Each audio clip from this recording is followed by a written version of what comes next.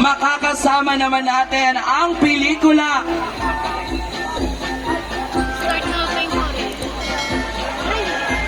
Bar Boys After School! Sasa Girl! Hello!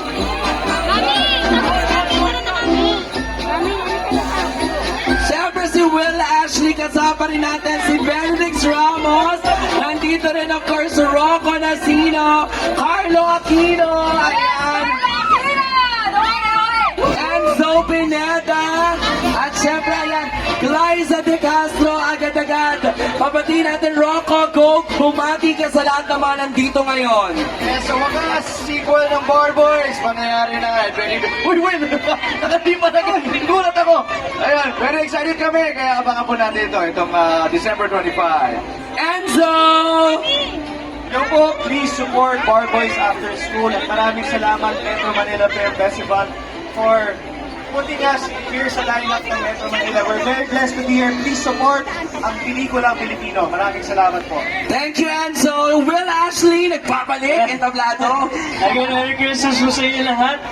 Sana po supportahan po natin yung Bar Boys After School at supportahan po natin ang pelikulang Pilipino once again. Maraming salamat po. Yes! Carlo Aquino!